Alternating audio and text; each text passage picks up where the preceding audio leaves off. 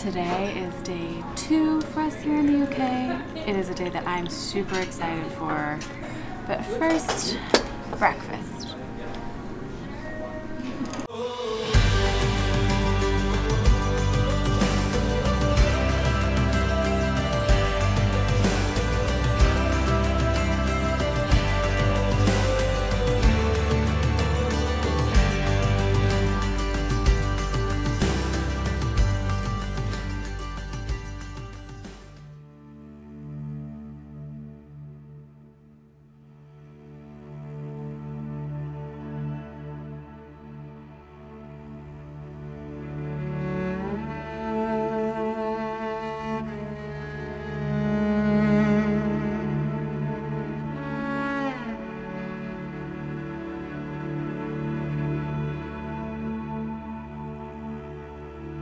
We are finally here. We are at Bletchley Park, which I am so excited to visit. It was the epicenter of code breaking during World War II. It is now known as home of the Codebreakers. I am so excited to go in and explore. My book club happened to read The Rose Code last month, a few weeks before we left on vacation, which was just kind of perfect timing. Bletchley Park's always been on my list of places to go, and then reading the book so close just kind of smashed it all together. So we're here, we're gonna explore, so buckle up for some World War II history, because that's what we're doing. December 1941. Japan attacks America at Pearl Harbor.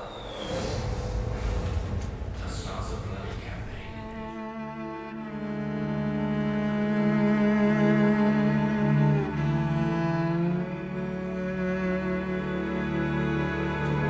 First electronic computer. They are deciphering messages faster than ever before. At the 11th hour, they report Hitler believes the Allies will land at Calais. The invasion begins.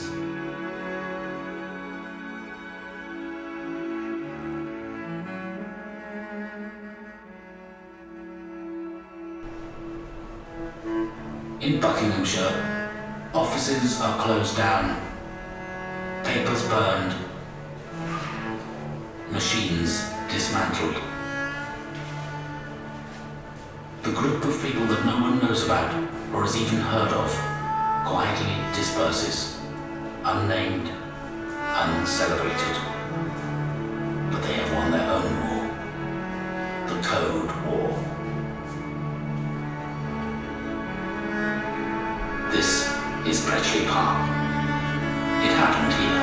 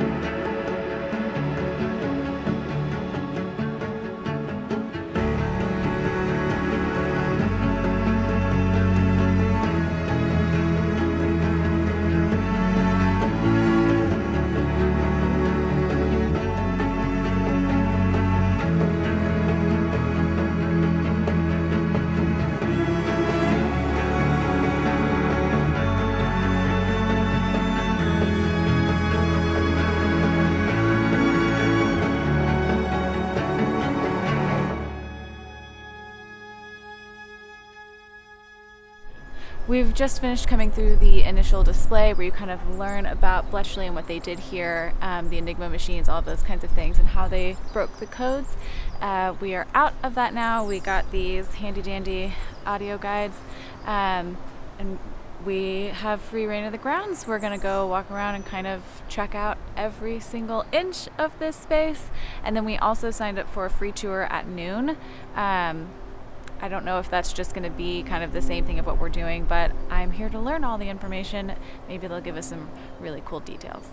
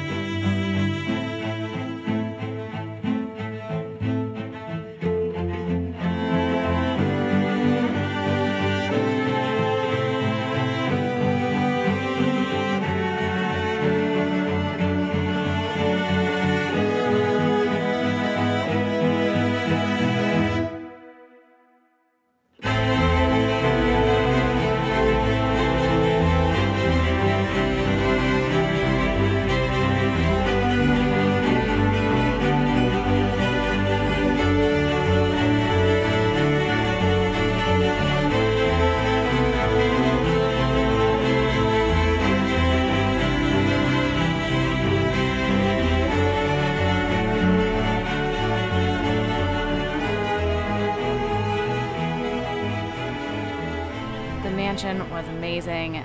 The whole thing isn't open. The only part open to the public is downstairs. There was a room in the back that was closed because they had a minor flooding issue, but the rooms that we got to go into are really, really wonderful. Something interesting that we learned, I thought the government had sort of like commandeered the mansion and taken control over it like it did with many other estates during the war, but it turns out that they purchased it before the war even started, and even then, before they joined the war, they were out here trying to break codes. It started as a very small operation. Everyone worked in the house, and it soon got very, very, very busy, way too crowded. That's when they started building all of the huts and permanent structures around the building. By the end of it, I think he was saying that there was, the tour guide in there said there was 9,000 people working here by the very end of the war. So it's just a massive complex. And the secrets that they kept, they kept everything so silent, and many veterans, even after they were given the okay to talk about what they did here, refused to say anything, and they took all of their secrets to the grave. There were two interesting stories that the gentleman inside told us. One was that the room in the back that was closed, the women that worked there came in only through the back. They never came out the front. There was one woman who worked there for years during the war, did not realize there was a lake out front, and this whole park ground, had no idea it existed because she only came in and out the back door. And then the second really interesting story that he told us was when they first opened Bletchley Park in the 90s, a couple came in, they'd been married for 45 years, and the wife, upon entering the mansion, said, "I should probably come clean, I worked here during the war." And the husband surprisingly turned right to her and said, "So did I." We just wrapped up lunch in the little cafe, which is in Hut 4. Hut 4 was originally where they translated the decoded messages and then sent them on. The original hut that was the cantina is gone, so now you get lunch in Hut 4. It's right next to the mansion. Hut 1 also has like a little ice cream stand kind of thing if you just want to get a snack. So now that lunch is finished, we have, I think, 2.5 hours to finish seeing everything else. We're gonna start back over on the other side of the pond and then work our way back to the beginning.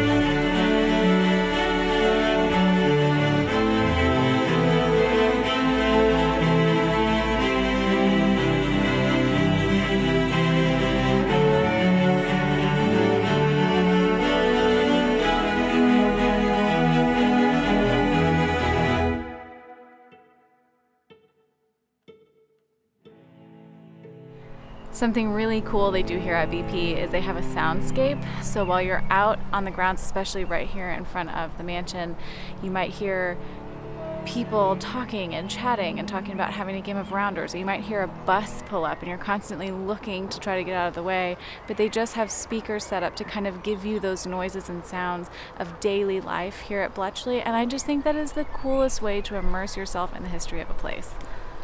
The gate behind me is where the original entrance to BP was back during World War II when people were working here. It was set a little bit farther back than this one was to include this kind of tall building next to it, but for whatever reason, it's now a little bit closer in.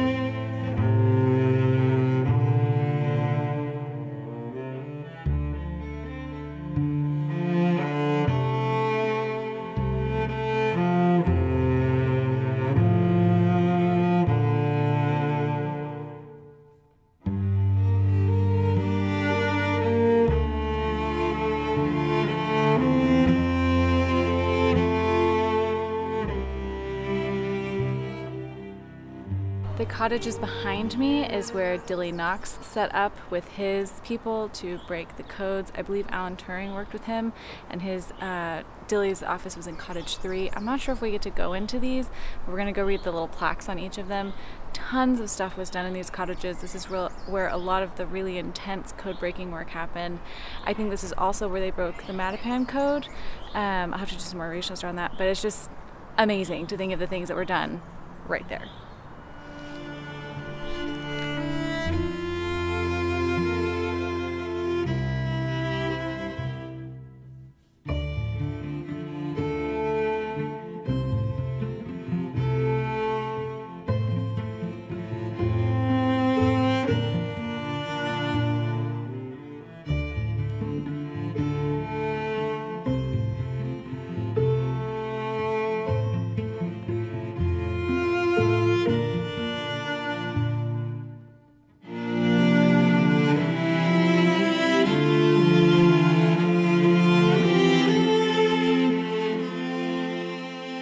We're about to go check out Hut 3, which is where codes were translated into English after they were deciphered into German, and then they were analyzed to try to figure out what on earth they were meaning and where they should send them.